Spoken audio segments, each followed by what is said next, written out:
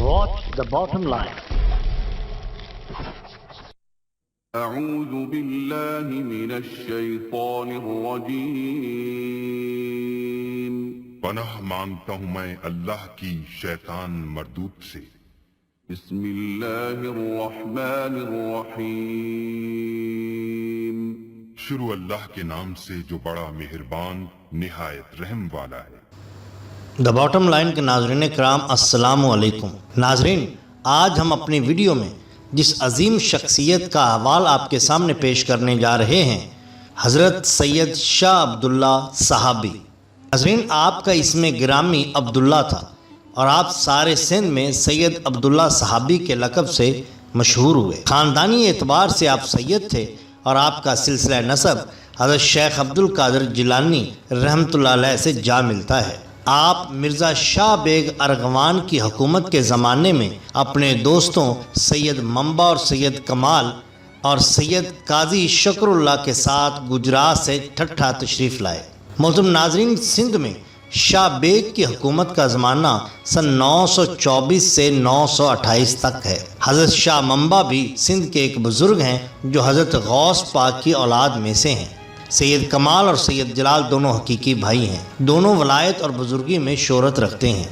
خیر ناظرین کرام، اپنی عزلت پسندی کی وجہ سے کلی میں سکونت پذیر ہوئے، آخر عمر تک وہیں رہے۔ ایام طفلی ہی سے آپ کو عبادت کا ذوق تھا، ساری عمر ذکر و شغل و عبادت الہی میں مصروف رہے اور شاید اسی شوق کی وجہ سے آپ کو ازدواجی زندگی سے آزاد رہنے کا خیال پیدا ہوا۔ چنانچہ آپ نے تمام زندگی تجرد میں گزاری اور شادی نہ کی۔ آپ کا وصال مکلی میں ہوا، اس لیے آپ کو وہیں دفن کیا گیا۔ تذکرہ نگاروں نے آپ کا سن وفات نہیں لکھا، لیکن اتنی صراحت کی ہے کہ جب آپ نے وفات پائی تو لوگوں نے آپ کو اسی جگہ دفن کیا جہاں آپ سال ہا سال سے عبادت میں مصروف تھے۔ مزار مبارک کے قریب ایک پرانی مسجد ہے، اس پر سن 1093 عیسوی کا کتبہ موجود ہے۔ کتبے میں یہ شعر مدرج ہیں: زہے فیض مسجد کے عظیم دعا، شود حاجت مستمندہ را، با تاریخ 7 صفر ختم الخیر الظفر۔ اس کتبے سے خیال ہوتا ہے کہ سن 1093 عیسوی کے لگ بھگ ہی آپ نے وفات پائی ہوگی۔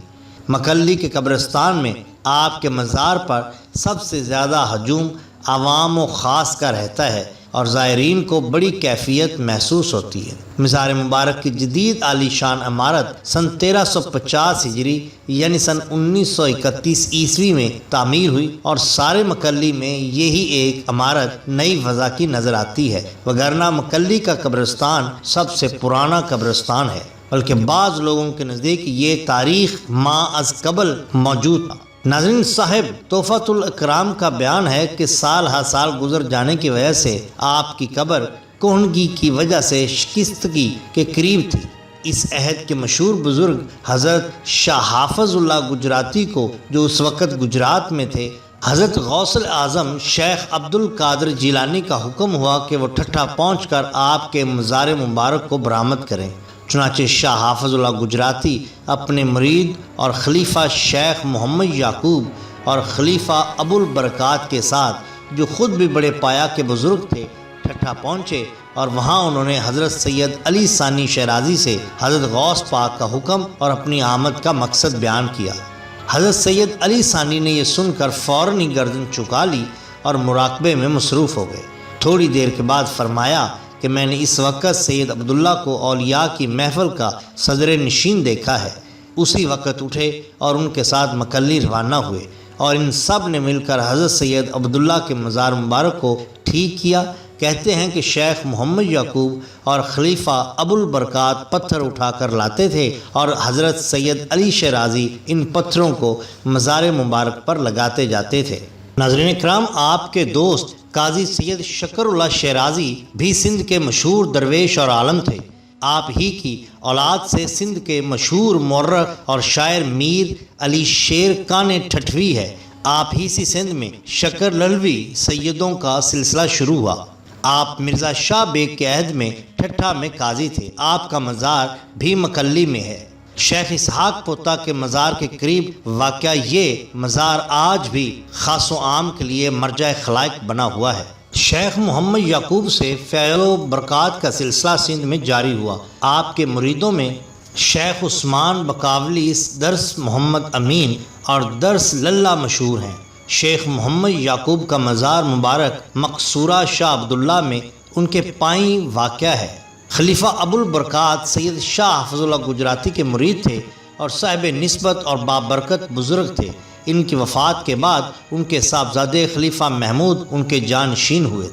ناظرین اکرام، آپ کو صحابی کیوں کہا جاتا ہے؟ اس کے بارے میں مشہور ہے کہ سید عبداللہ صحابی کا نام اولیاء سندھ میں بہت مشہور ہے۔ آپ کا نام عبداللہ حسنی تھا، مگر آپ نے سندھ میں سید عبداللہ صحابی کے نام سے جو شہرت پائی وہ اس لیے کہ آپ کا نسبی تعلق سید عبدالقادر جیلانی سے تھا۔ آپ اپنے دور کے اکابر اولیاء میں سے تھے۔ آپ جامع شریعت اور طریقت تھے۔ آپ کو رسول کریم صلی اللہ علیہ وسلم کی ظاہر آنکھوں سے زیارت ہوئی تھی، اس لیے آپ صحابی مشہور ہوئے۔ ناظرین اکرام، اب ہم آپ کی مشہور کرامات کا ذکر کرتے ہیں۔ کہا جاتا ہے کہ مکلی کے ارد گرد چھوٹے بڑے مندروں کی تعداد بہت زیادہ تھی۔ یہاں زیادہ ہندو لوگ رہا کرتے تھے۔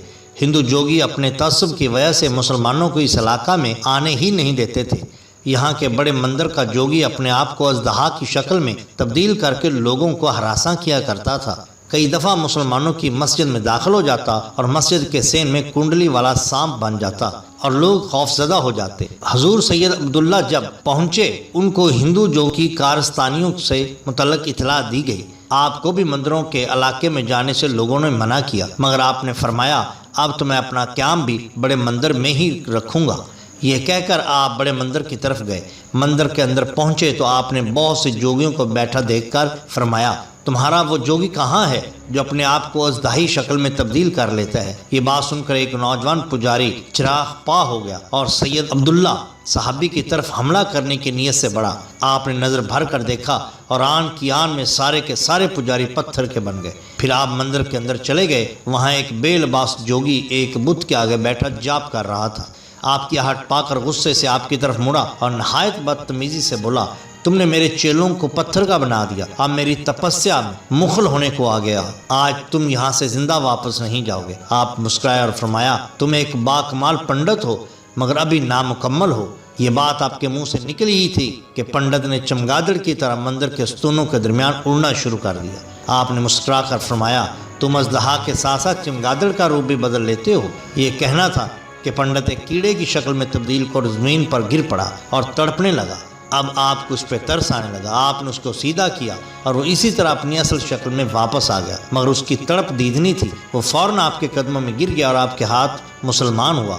آپ نے اس کا نام کمال پنڈت رکھ دیا۔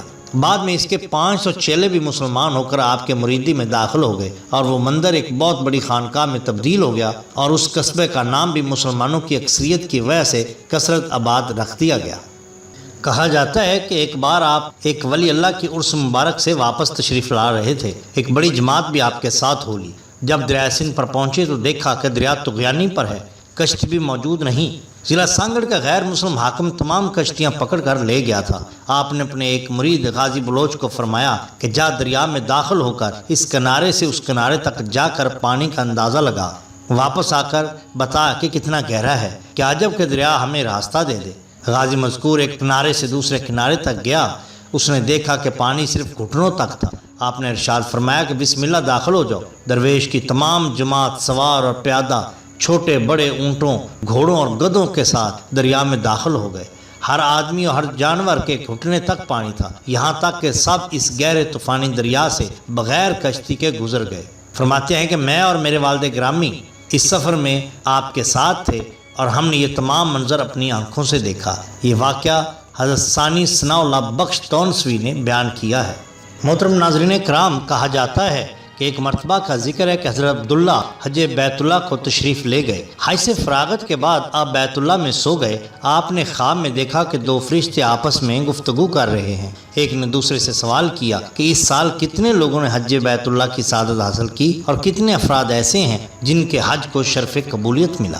دوسرے فرشتے نے جواب دیا اس سال 6 لاکھ افراد نے حج کی ادائیگی کی ہے، مگر ان میں کسی کا بھی حج قبول نہیں ہوا سوائے دمشق کے ایک موچی کے، جو حج میں تو شریک نہیں ہوا مگر اللہ تعالیٰ نے اس کے حج کو شرف قبولیت بخشا اور اس کے صدقے میں سب کا حج قبول کر دیا۔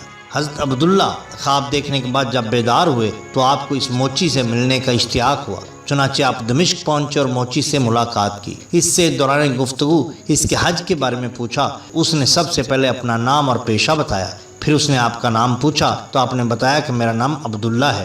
نام سنتے ہی موچی چیخ مار کر بے ہوش ہو گیا، پھر جب ہوش میں آیا تو اپنا واقعہ اس طرح سے بیان کیا کہ ایک مدت سے میرے دل میں حج کی خواہش تھی، اس مقصد کے لیے میں نے 300 درہم بھی جمع کر لیے تھے، مگر ایک روز میرے ہمسائے کے گھر کا کھانا پکنے کی خوشبو آئی تو میری بیوی نے کہا کہ اس کے یہاں جاؤ اور تھوڑا سا کھانا مانگ لاؤ تاکہ ہم بھی کھا لیں۔ چنانچہ میں اس ہمسایہ کے گھر گیا اور اس سے کہا کہ آپ نے آج جو کچھ پکایا ہے اس میں سے مجھے بھی دیں۔ اس نے کہا وہ کھانا آپ کے کھانے کے لائق نہیں، کیونکہ میں اور میرے اہل خانہ 7 دن سے فاقہ کشی میں مبتلا تھے، تو میں نے آج مجبوراً مردہ گدھے کا گوشت پکا لیا ہے۔ یہ سن کر میں اللہ تعالیٰ کے خوف سے کانپ اٹھا اور واپس اپنے گھر آیا۔ وہاں سے میں نے اپنی تمام جمع پونجی اٹھائی اور اس ہمسایہ کو دے دی۔ دل میں یہ تصور کر لیا کہ ایک مسلمان کی مدد کرنا گویا میرے حج کے برابر ہے۔ حضرت عبداللہ نے یہ واقعہ سنا تو فرمایا خواب میں فرشتوں نے واقعی درست کہا تھا کہ اصل میں اللہ ہی قضا اور قدر کا مالک ہے۔ ناظرین اکرام، اگر آپ کو ہماری یہ ویڈیو پسند آئی ہو تو لائک کیجئے، سبسکرائب کیجئے ہمارے چینل دا باٹم لائن کو، تاکہ ہم آپ کے لیے اور بھی بہترین ویڈیوز لا سکیں۔ اپنے دوستوں کا، گرد و نواح کے لوگوں کا